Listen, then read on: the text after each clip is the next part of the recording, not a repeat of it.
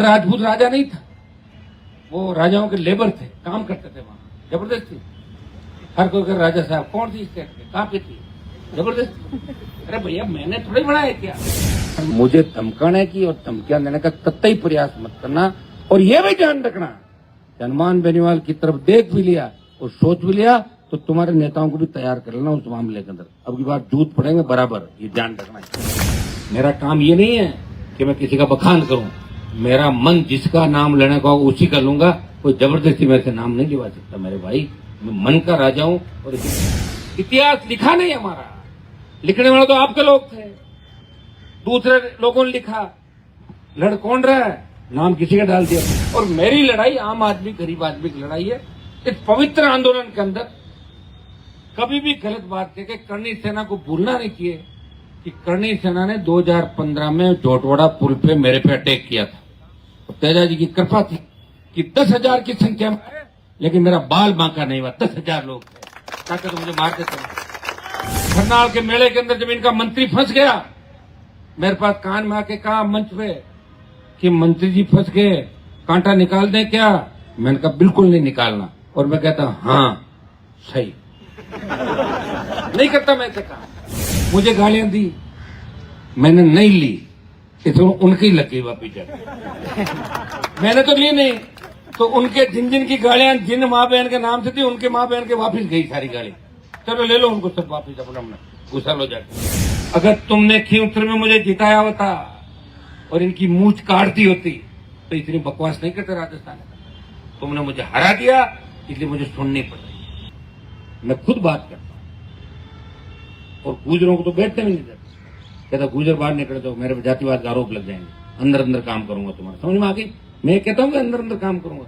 मैं कहता हूँ जाट गुजर मीणा यादव मेघवाल मुस्लिम हाईकोर्ट के जज बनाओ, चलाओ पायलट साहब को, जाटों को ये कराओ, दे रहा हूं भाषण किसी का। अरे भैया हम सबकी बात करें, ईडब्ल्यूएस में राजपूत ब्राह्मण बनिया की भी बात करें, इनको भी आरक्षण करें। जब मामला पद्मावती का मामला था, हमारा समाज खड़ा था उनके साथ। किस तरह की बात करें? हनुमान जी ने कहा कि 72 किलोमीटर 70 किलोमीटर बेटी दे दी। अरे वो तो मैंने थोड़ी कहा यार, तो हिस्ट्री कह रही है। मैंने तो किसी कौम का नाम ही नहीं लिया।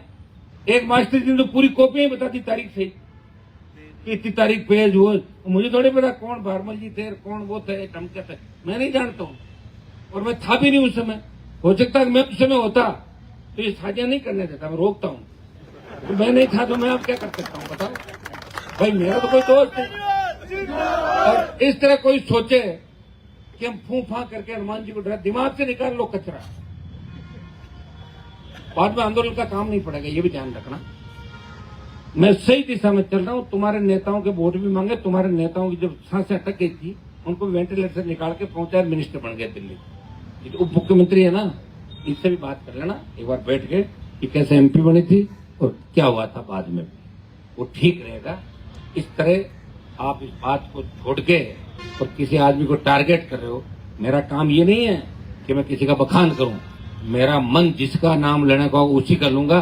कोई जबरदस्ती मेरे से नाम नहीं लिवा सकता मेरे भाई, मैं मन का राजा हूं और इसीलिए अकेला पार्टी बना के लड़ रहा हूं, बैठा हूं, मैं परवाह नहीं करता किसी का। मैं वही बात करूंगा वो सही है। और महाराजा सूरजमल के बराबर का नेता नहीं हुआ, यहाँ पे नहीं हुआ। दिल्ली में लड़े भाई, तुम दिल्ली में थोड़ी लड़ते, तुम दिल्ली में लड़े, होश उड़ा दिए मुगलों के। और दिल्ली से लेकर अफगानिस्तान तक जाटों से कांपती थी सियासतें। जब मोहम्मद गजनी मंदिर लूट के ले गया था सोमनाथ को, उसके इतने जूते मारे, सारा सामान वहीं रख दिया अफगानिस्तान के अंदर। इतिहास लिखा नहीं हमारा। और अगर नहीं मानते हो तो महाभारत जिन इलाकों में हुआ, आज भगवान कृष्ण की जो जन्मभूमि मथुरा, उस इलाके में जाके देख लो कि कौन सी जाति सबसे ज्यादा वहां पे है और कौन से लड़ाके इस देश के अंदर 6.5 फुट के जो तोप के सामने खड़े हो जाते हैं, वो किस इलाके के लड़ाके हैं। और इलाके वाइज भी बात कर लो, जहां आपको ज्यादा ये आ रहा ना कि भाई हमारे राजाओं ने लड़ी, तो उन इलाकों का भ्रमण भी कर लो और वहां की हाइट वगैरह वो भी माप लो, पता लग जाएगा कि किस व्यक्ति ने कैसी लड़ाई लड़ी। ये तो सारी चीजें आएंगी। अभी बात आगे तक गई तो सूचियां निकलेगी बड़ी बड़ी, फिर तो राजाओं की जातियां भी निकल जाएगी कि कौन सा राजा किस जाति का था। वो तो शुरुआत होने के बाद तो बम घोड़े चलते हैं, फिर पता तो तोप चली किधर मुड़ गए, इधर तोप वहां गई, ये तोप वहां गई, ये तलवार ऐसे गई। इसलिए शांति